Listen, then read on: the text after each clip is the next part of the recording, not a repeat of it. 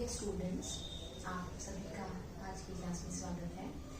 आज हम पढ़ रहे हैं पंडित विष्णु दिगंबर पलुस्कर की स्वर लिपि पद्धति के चिन्ह के बारे में। जैसा कि हम सभी जानते हैं, प्राचीन काल में जो संगीत चलता था वह गुरुमुख से सीखा जाता था, अर्थात लिखित में हमें उसके संगीत के कोई नोटेशन प्राप्त नहीं होते हैं।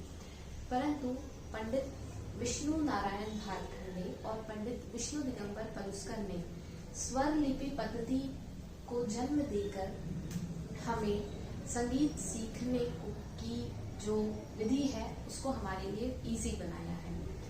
उन लोगों ने कुछ जगह पर चिन्ह फिक्स करके इजीली बिना गुरु के जो बच्चे नहीं सीख पाते हैं, जो लोग गुरु मुख से शिक्षा नहीं कर पाते हैं, उन लोगों के लिए नोटेशन उपलब्ध कराकर संगीत को थोड़ा सा इजी बनाया ताकि वो चीजें समझ सके तथा अपने प्रयास से उसको गा सके या प्रस्तुत कर सके।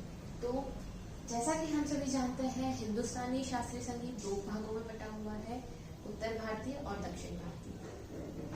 तो दक्षिण भारत में जो स्वर लिपि पद्धति चलती है वह है पंडित विष्णु दिगंबर पलुस्कर द्वारा रचित स्वर लिपि पद्धति। उन्होंने जो चिन्ह स्वरों के साथ निश्चित किए हैं उनका चलन हमें दक्षिण भारतीय संगीत पद्धति में देखने को मिलता है। तो शुरू करते हैं। सबसे पहले तो जिन स्वरों के ऊपर या नीचे कोई चिन्ह नहीं होता है वे मध्य सप्तक के शुद्ध स्वर कहे जाते हैं। जैसे लिखा हुआ है सा रे ग, ऊपर और नीचे कोई चिन्ह नहीं है, ये स्वर शुद्ध है, साथ ही मध्य सप्तक के स्वर भी कहे जाते हैं। दूसरा है जिन स्वरों के नीचे हलंत का निशान लग जाता है वे स्वर कोमल स्वर कहे जाते हैं, अर्थात जैसे रे के नीचे अगर आपने हलंत लगा दिया तो वह शुद्ध रे नहीं कहा जाएगा, वह कोमल रे कहा जाएगा। तो इस प्रकार से हलंत लगने पे स्वर कोमल हो जाता है। वहीं तीव्र मध्यम को दर्शाने के लिए उन्होंने उल्टे हलंत का प्रयोग किया। हलंत ऐसे लगता है, उन्होंने उल्टा हलंत लगाकर तीव्र मध्यम को दर्शाया। ऊपर बिंदु वाले स्वर सप्तक को दर्शाने के लिए उन्होंने क्या किया, जिन स्वरों के ऊपर नीचे कोई चिन्ह नहीं है वे मध्य सप्तक के स्वर हैं, तथा ऊपर बिंदी अगर स्वर पे लगा दी जाती है तो वो मंत्र सप्तक का स्वर कहा जाता है। ये विष्णु दिगंबर पलुस्कर ने कहा था। जिस प्रकार नी ध प म पर ऊपर बिंदी लगी हुई है तो ये स्वर कहे जाएंगे मंत्र सप्तक के स्वर। अगले में आता है तार सप्तक के लिए उन्होंने स्वर के ऊपर खड़ी लकीर को निर्धारित किया है। अगर स्वर के ऊपर बिंदी है तो वो मंत्र सप्तक का स्वर कहा जाएगा, और अगर स्वर के ऊपर खड़ी लकीर है तो वह तार सप्तक का स्वर कहा जाएगा। अब है गाने में अवग्रह दिखाने के लिए एस चिन्ह का प्रयोग किया गया है। क्योंकि कोई स्वर कितनी मात्रा लंबा गाया जाएगा यह चीज हमें स्वर लिपि में दर्शानी होती है, तो उसके लिए एस चिन्ह का प्रयोग किया गया है।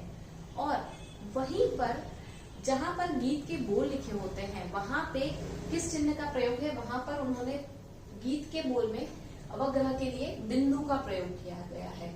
जैसे श्याम लिखा है तो श्याम और उसके आगे अवग्रह है, तो वहां ऊपर जहां स्वर लिखे हुए हैं वहां पे अवग्रह आएगा, लेकिन नीचे जहां श्याम लिखा हुआ है श्या के बाद बिंदी आएगी और उसके बाद में लिखा जाएगा। तो ये अवग्रह दर्शाने का स्वर और गीत के बोल में तरीका उन्होंने बताया। फिर हम आते हैं ताल पर।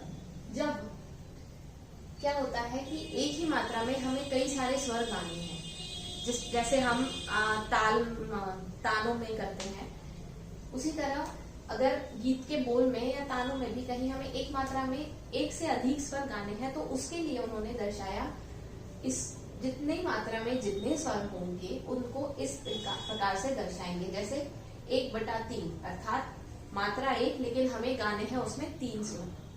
1/4 अर्थात मात्रा 1 लेकिन हमें उस एक मात्रा में 4 स्वर गाने हैं। तो ये तरीका था एक मात्रा में एक से अधिक स्वर गाने के लिए। फिर हम आते हैं कर्ण स्वर पे। तो कर्ण स्वर दर्शाने के लिए उन्होंने जो चिन्ह यूज किया वही यही है कि कर्ण स्वर जब मुख्य स्वर जब लगाते हैं तो उससे टच होते हुए, अगर हम किसी दूसरे स्वर से टच होते हुए मुख्य स्वर पर आते हैं तो उसे कर्ण स्वर कहते हैं। गायन में वो दिखाया नहीं जाता है, स्वर गाया नहीं जाता, लेकिन उसका प्रभाव हमें अपनी गायकी में देखने को मिलता है। तो उस चीज को दिखाने के लिए उन्होंने उत्तर भारतीय संगीत में जिस प्रकार विष्णु नारायण भातखंडे ने दिया है, उसी प्रकार सा के जैसे कर्ण स्वर ऊपर छोटे से अक्षरों में जो स्वर लिखा जाता है उसे कर्ण स्वर कहा गया है। तो अगर हमें सा लगाना है तो म को टच करते हुए लगाना होगा, यह एक तरीका है। अब हम आते हैं ताल पर।